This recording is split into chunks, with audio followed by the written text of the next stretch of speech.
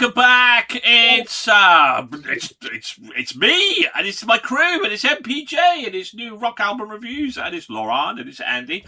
We're missing Chris and Paul and Trish because they don't care. They're not here, but they have listened and they have voted. And we're reviewing 3 albums. We are reviewing Pretty Reckless and Dear God. We're reviewing Siamese and Dissolution and Black Orchid Empire and Law. Right. Whew. We're going to start with Pretty Reckless and Dear God. Now, who's the most reckless? Who's the most prettiest and the most reckless out of the lot of us here? It's Andy! Oh, I'm sure you're going to say Lauren, because she's much more prettier than me. Well, bit of column A, bit of column B, lots of column C. Right. I don't want to know what column C is. Ooh, you do. Yeah, okay. So, Pretty Reckless, been around for a while. Obviously, one of the bigger bands going through for it. Done lots of stuff. So, this is kind of like a new kind of like, it's kind of like a bit of a pushing something to the limits. This album, without a doubt. It does sound like it's almost like it's out of control at some points, because it's very much a sort of, it's sort of like a sleaze album in a way, which goes through for it, but it's actually controlled and really tight, I think, actually, as well. It's sort of like one sort of careers around a bit, but it pulls it off without a doubt. It's, actually musically, it works very strong without doubt through for it. It's probably one of the sort of like most sort of emotionally sort of like laid it on the line as well, which you see like quite a few of recently for it. But it's very much just sort of like, I'm going to go out of control and go out of bender, but I'm also going to talk about it and be sort of like a bit more mature when I want to be through for it. So it's an album which I think is very strong, lots of good tunes on it. Good crunchy guitars. It's a degree of pop in there as well, as always, and it's catchy. It's quite like fun, but it's also fun with a cost, I would say. It's sort of like the theme of it. So I liked it. It was pretty good. No doubt. Lauren, definitely coming up your street. This one, definitely. If I was a betting man, I would say, "Oh, Pretty Reckless, right up Lauren's alley." Come on, then. Oh. What's up my alley is none of your business, good sir. So the Pretty Reckless. I mean, again, it's that classic thing of this was in my discovery of them with the tune that everyone knows, with You Make Me Want to Die. That was, again, as with some of the bands that we're seeing returning at the moment, they seem to all be coming out the woodwork. It was so firmly in my wheelhouse because, as with a lot of stuff, it was in that moody teenager stage where, like, you'd catch me on that bus to college every morning, black fringe in front of my face, just like, you make me wanna die, and all this other stuff, just thinking I was all that and a bag of gothic chips. It was just, it was something that I absolutely adored. Apart from that song, it was one of those where it was so out there, and because I was still on the start of my sort of journey into alternative music, that was all I really knew of them. I didn't really sort of stick around to it because there was other stuff that caught my attention that little bit more, like your Foo Fighters, your Queens of the Stone Age, Tenacious D, all these other bands that were saturating the market at the time, and just hit a sweet spot that piqued my interest a bit more, and then took me on my journey into like Bring Me Horizon and all those other bands that I don't shut up about now. So I came into this probably with a lack of information as regards to their back catalogue and how they've developed as a group over the years. But still, even after taking little trips back to see how this felt for me, I just kind of wish it was a bit more for me. Again, it's just one of those where it didn't hit for me, and even I'm struggling to sort of sense why. I mean, Taylor Momsen, I should align with her pretty hard. I mean, she's 32. She turns 33 on the 26th of this month, so we are pretty much bang on near the same age. so it should be. It feels like it's an artist that I should identify with, that I should enjoy the music of. But like, if I want to be really harsh about it, I'm gonna be savage. Like, I know that this is a 32-year-old woman singing on this album, but if you also told me it was a 48-year-old woman singing on this album, vocally, I couldn't say no, you're not correct. There was just something about the vocals that didn't sit right with me. It just felt almost strained in places. It does look like you've kicked Nigel's puppy right now. I know. Yeah. You made the man sad. Yeah, I've gone, here's this kitten, you want the kitten? No. But yeah, so for down me... your fucking throat is what that kitten's going to be doing. Yeah. For me, it was just one of those things where I think for an album that sounds this way, I've just got other stuff in the catalogue of things that I listen to that I feel just hits me in a different way. And again, this is something that I will come back to and I will try again, because there are elements of this album that were really bloody cool. Like the fact you started with Life Evermore Part 2, and then it went to Part 3, and it ends on Part 1, looping it round, encouraging a repeat listen. Normally, that stuff is so far into my taste. I'm like, hell yeah, more of that, please. But for some reason, I think my listening brain is just all over the shop this month because there's so many things going on. But yeah, this sort of hit where it had the nostalgia, it had all these other elements, but it didn't give me that full feeling that I get listening to some albums. It just left me feeling a bit like, huh. So you just spent 4 minutes saying I don't like it. Yeah. But very eloquently. Very eloquently. I eloquently did an elongated 2-word review of no likey. No likey. Wasn't my cup of tea. I mean, we could come on this show. It should be a cup of tea, but it's not. We could just come on this show and go like, yeah, it was this, give it this rating, which would be quite boring. Fuck it hell, you guys just... Do you know when you really love an album and then everybody else kind of disses it? And this is one of those, really. I said it was good. You did say it was good, but you haven't seen the other scores. Okay, yeah, fair enough. I'm in your spot. I'm in your corner, Nigel. You are in my corner, got mate. Me. You got a friend. I fucking loved it. I can't believe you said a 40-year-old woman singing this song. I mean, the thing is, maybe she's strange a bit. She just goes for it. It's a very eclectic album. It's very varied. You know, you've gone. Yeah. Andy's right. You got a bit of pop in there. There's a bit of country rock in there. It's everything. Oh my god! And you, how could you give it a 2 with the song fucking Dragonfire in it? I mean, come on, Dragonfire! What a tune! What a tune! Like, that's it. You're not a role player. You're not a D&D fan. That's for certain. Dragonfire, awesome tune. Great album. This absolutely terrific. I wouldn't. It's one of my favourite albums of the year, but it's not the most favourite album of the year. But it's still a top-rated album. I just thought it was so cool. I mean, it was so rock and roll. You know, it was like proper, good old-fashioned. And maybe she's strained in it. And the bizarre thing about this is, right? You know, I said about Evanescence and I got invited to a concert I wish I'd gone. I saw Pretty Reckless in Portsmouth and wish I hadn't gone. I generally didn't rate the album. Maybe it was the acoustics that was in there, blah, blah, blah.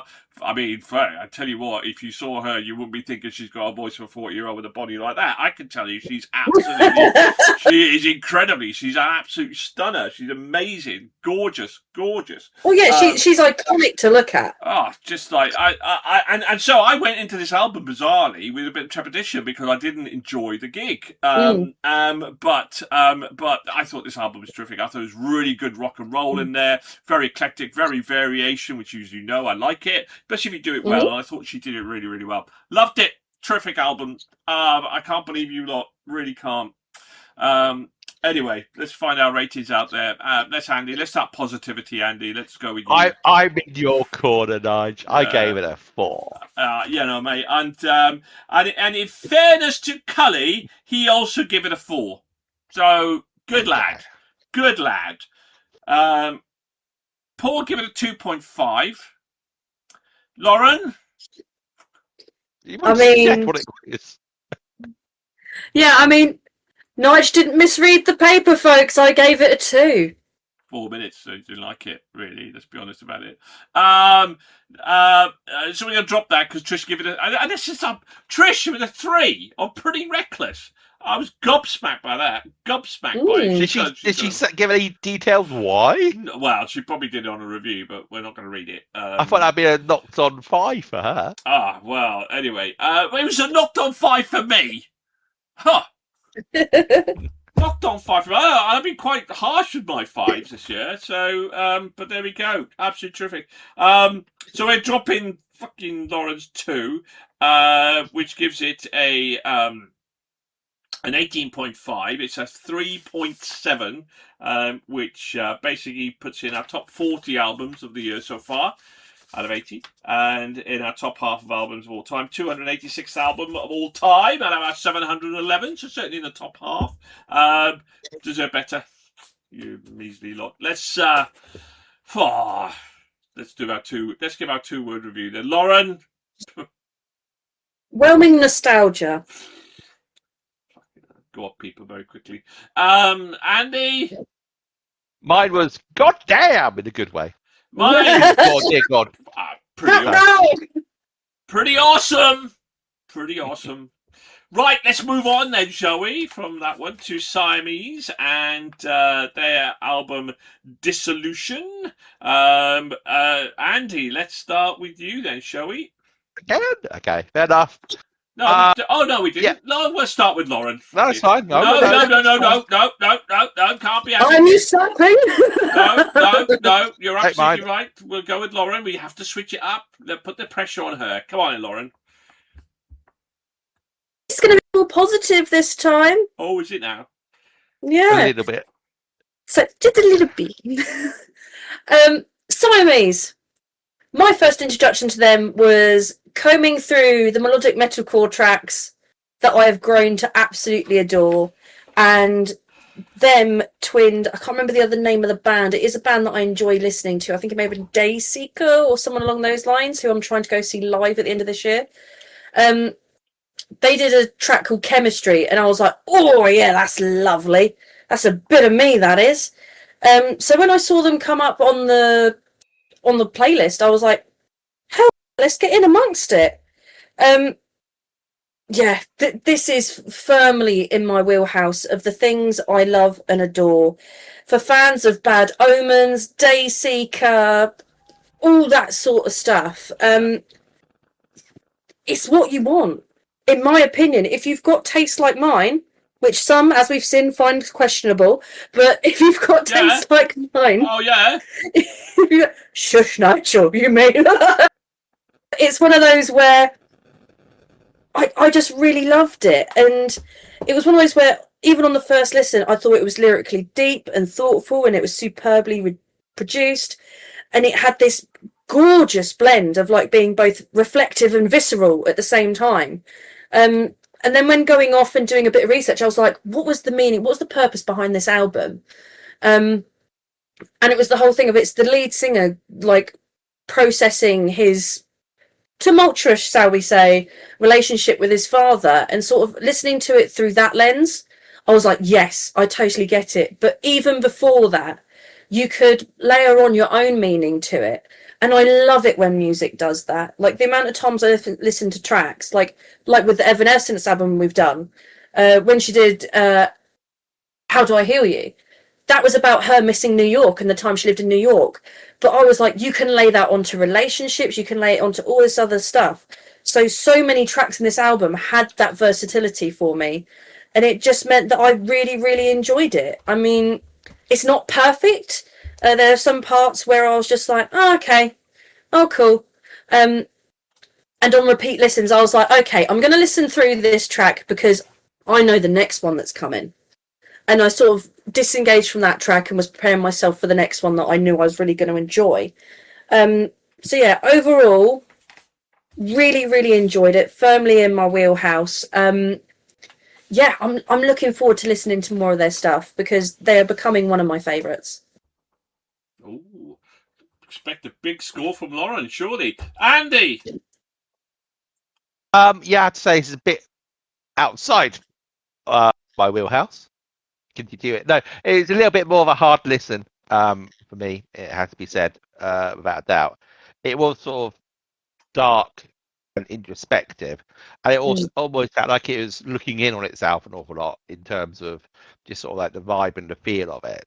But I felt like that was almost too much introspective. It almost sort of folded in on itself through for it, and yeah, there was it didn't stand out for me.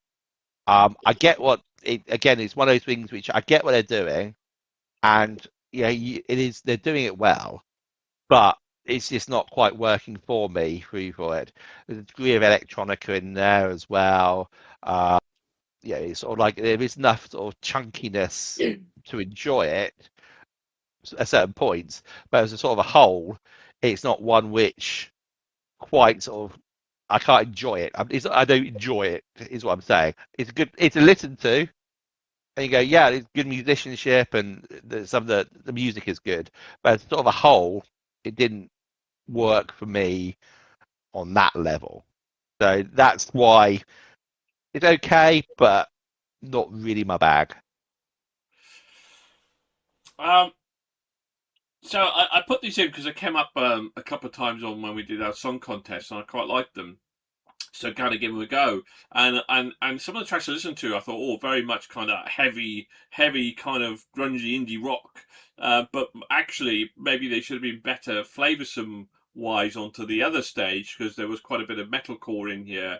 Not enough to ruin it, and not enough just on that kind of cusp between what I think I like metalcore in terms of supporting the tracks. My favourite track was Dissolution, which is the type of the album. I thought that was absolutely stonker of a track.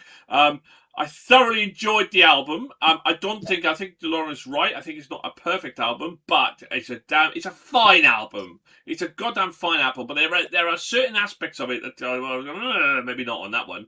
But overall, it's a cracker. It really is incredibly well produced, really well performed, and just a really thoroughly enjoyable album with moments that you'd want to skip. But then that's just because of my cup of tea, really. But overall, damn good album, really good. Will it be enough, though, to get into our Hall of Fame? Let's find out then, shall we? Andy, what did you give this? I gave it a 3, Oof. which is still solid. Yeah, pretty good. Trish gave this a 5. She absolutely loved it, smashed it. Chris Cully gave it a 3, which is solid. Paul, I give it a 4. Pretty good, yeah. And Paul give it a 1.5. Yeah, So, it's definitely. So we're going to drop that as well. But the good news is, everybody, and I think it's going to be quite positive, surely, a 4.5 from Lauren will get this into the Hall of Fame.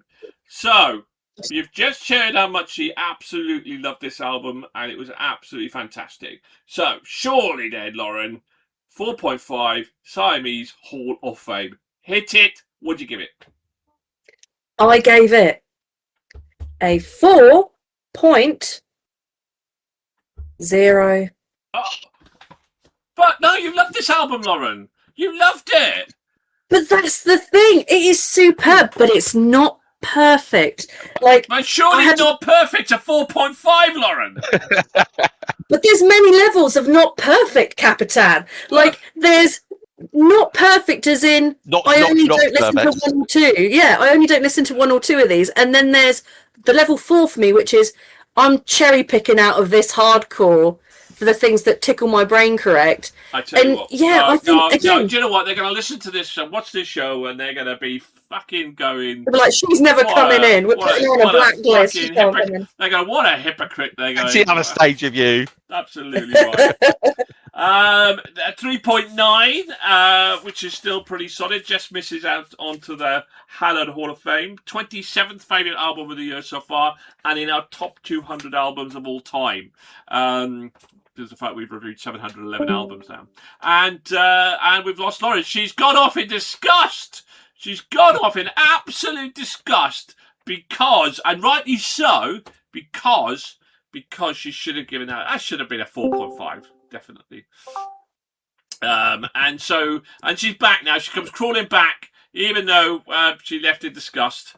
I think the rock gods heard me and kicked me from the Discord. As they should have done. Yeah, hypocrite. Right, we're going to move on to the last album of the month, and that is Black Orchid Empire. I wonder what Trish has given this. And, well, you'd be shocked. Keep us in suspense. Yeah, it would be, wouldn't it? And their album, Lord. Now, Black Orchid Empire came across our path about 3 years ago. I'm rubbish with remembering album names, but the album was just absolutely just phenomenal. I mean, you know, it got Tempus me. Veritas. Sorry? Tempus Veritas. I have the vinyl. Yeah, Tempus Veritas. Yes. Oh, my God. If anything lured me into heavy melodic rock, it was that album, and it was like, you know, and they were up and coming band, grassroots kind of band, and they kind of been growing and building their audience, and they were just absolutely terrific. And Tempest Veritas did get into our Hall of Fame, so will this one follow? Right, well, Andy, I think we started with Lauren last time, so I tell you what I'm going to do. I'm going to start with her again. Lauren. Yeah, so I mean, I'm a recent convert to following the empire of the Black Orchid. Yeah, it was one of those where I had a few other bands that I wanted to see, and I think it was like last year. For my birthday, Trish said, "I'm going to see Black Orchid Empire. They're a really cool group. Their support acts are really cool. Would you like to come? I'll take you." And I said, "Do you know what, rock chick Mama Trish, that sounds like a lovely idea. I'd love to do that." So I donned all my little rock gear, bundled into the car, and off we went to Guildford to the Star Inn and watched them. And I just fell for them. I fell for them. Now, most people know I am a fiend for a merchandise stand. I absolutely love it. And normally it's the first thing I hit when I go into a show. And I did that. I got that from some of the other artists, got some stuff from some of the other artists that I knew. So like I got some merch for All Is a Vow, stuff like that. But for Black Orchid Empire, it's one of those where, okay, I don't know them. I've not really listened to their stuff. I came away from that gig with a love in my heart and a signed vinyl, t-shirts, the whole thing. I absolutely loved it. And then I ended up doing like a massive back dive, and what was really nice is because they were still relatively fresh, it wasn't so much of a back catalogue that you couldn't get through it and develop an appreciation. So being able to go back and listen to like Semaphore and all that sort of stuff, and then getting into like Tempus Veritas and having that on in my room and hearing Hydrogen and The Raven and Scarlet Haze, all this stuff, it was just absolutely stunning. And one of the things that I really loved about that live show... Can I just stop you there? The Raven. Oh my fucking God. Yeah. Yeah. It honestly, it does something to my brain chemistry. It's superb. They've just got something about them. And it was the whole thing. I felt so cool that night because Angel Fire had not long been put out as a single. So I was able to listen to it live. And I was like, oh, what? Yes. It was something else. I really enjoyed it. And then because Trish is really cool and knows nearly everyone on the rock scene, especially locally, as soon as the show had finished and we were sort of hanging around in that, like the venue had got really hot, so I was outside having a chill. Next thing I know, Trish brings Billy Freedom, the drummer, and all of us went, "Oh, this is my rock child, Lauren." Something I was like, "Who? I really like your stuff on the album." It was really cool. So I think it also hit a soft spot there because I have a lot of very fond memories attached with starting my journey with them. For this album as a whole, I really enjoyed it. Now, I'm going to use the phrase again. There was some flavour fatigue in places because I was just like, oh, okay, cool. But going back to those tracks that I hadn't heard in a little while, like Angel Fire and Scissor Mouth and Law and everything and all that stuff, like The fatigue is a very small complaint, to be perfectly honest. Overall, it hits a sweet spot. It's got great emotionality, all this other stuff. I think the cover is absolutely stunning. I love the style of that. I think it's so cool. I love the fact that they've tied in other things from other cultural lore with stuff like Skinwalker and Blood God, all this sort of stuff, and TriStar. Yeah, it's one of those where I really, really enjoyed it. Probably haven't given as high a score as some people are thinking I'm going to give compared to the level of praise I'm giving right now. Just out of... You would never do that. You would never I would never do that. You'd never do that. I would never do that. And then the rock gods kick me off the call. It never happens. That would never happen. But yeah, Never. It's one of those where I'm so happy that this has been brought into the forefront of my thinking again, because yeah, it's like coming home to a warm fire. It's just, yeah, being welcomed back in. Well, can you imagine coming home to a warm fire and Andy sat there in his chair with his pipe? Let's talk about Black Orchid Empire then, Andy. Okay. Well, I'm probably not going to fuse over it as much as Lauren has, but so you're going to not. Quite... I tell you something. That's what I predict. Right, you would enthuse as much as Lauren, but you'll give it a higher score, and Lauren will enthuse but give it a lesser score. That's what I reckon is going to happen. Who knows? I know what I've done, and you know what you've both done. Who knows? So... Who knows? Who knows? No, so yeah, it was quite an earworm for it. I can see why people really like Black Orchid Empire, without doubt. Including, I expect Trish will really like it. It's a rumour. It was a false rumour. How assumptive. No, it was the stuff which I like as well. Pretty much melodic, but it's got enough crunch in it to carry it through for it. It's got catchy stuff, good songs on there. It works on multiple levels. What they do, she's quite simple, but also it's got complexity to it to bring it together. And that's quite a good skill to have in what you do. I like the vibe of the album. I like the sort of not quite concept, but the sort of the theming of the album, without doubt. Sort of like the way they bring in sort of myth, legend, sort of explain sort of like modern life as well through for it. It's catchy. The vocals were clean, crisp. It worked for me pretty well. So yes, I enjoyed it a lot. So the problem sometimes with this show is expectations, which can either be a good and a bad thing, and expectations for me with Black Orchid Empire was quite high, and so my overall feeling is that for me, Tempest Veritas was one of the best heavy melodic rock albums that I've heard in the last 3 years. You know, there's been some good bands, but without any shadow of a doubt, that is one of the standout heavy melodic rock bands. I don't think this was as heavy as that. In fact, I had a vibe of, it feels a little bit poppy in places, a little bit lighter, and whether that was a bit more synth or something, but that's how it felt.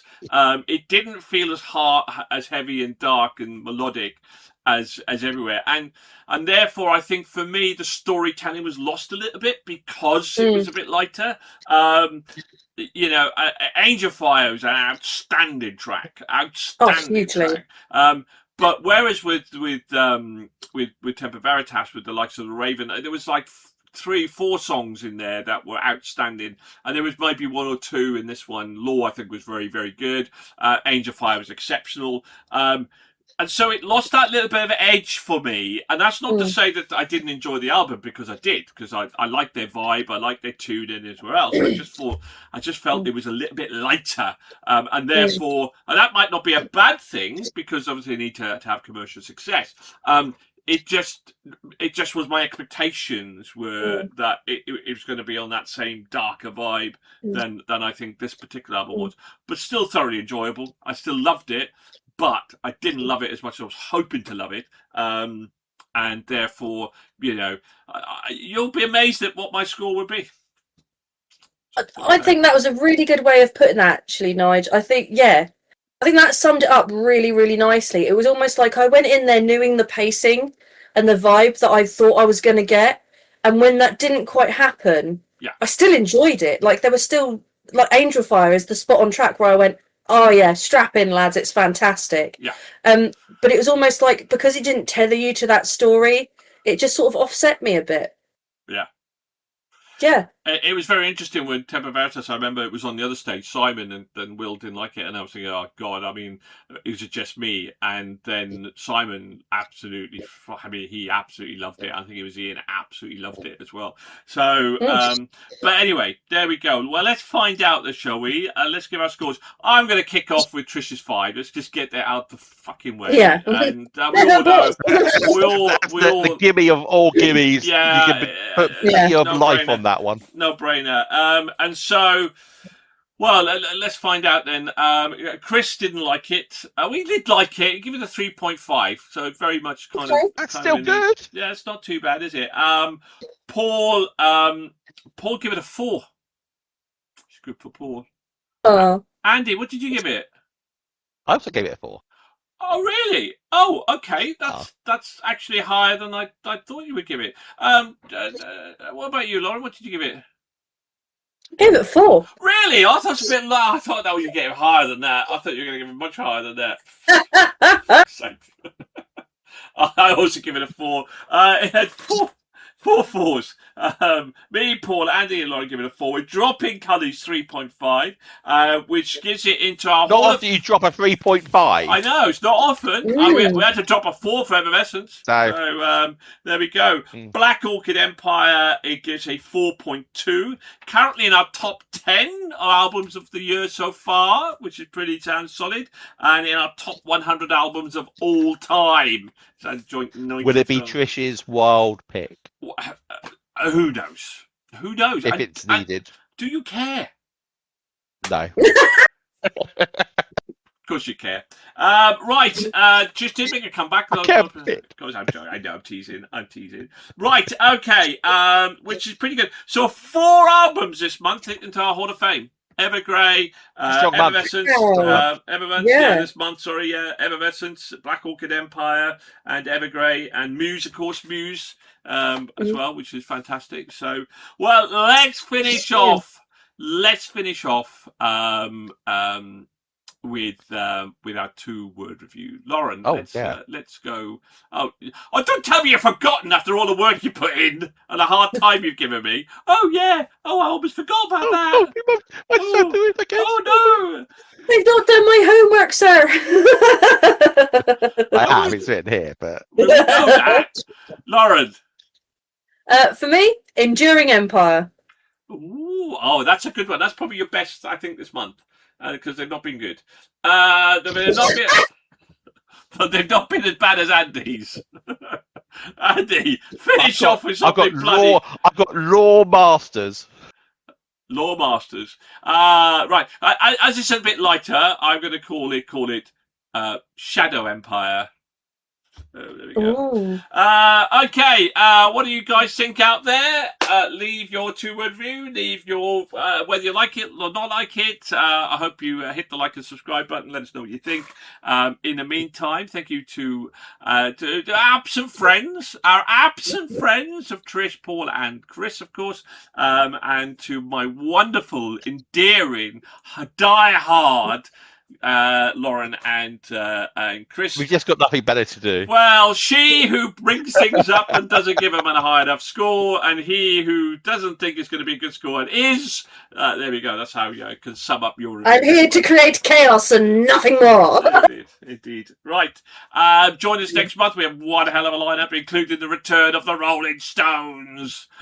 Dun, dun, dun. Anyway, in the meantime, look after yourselves, keep on rocking, and keep safe. Bye for now. Bye.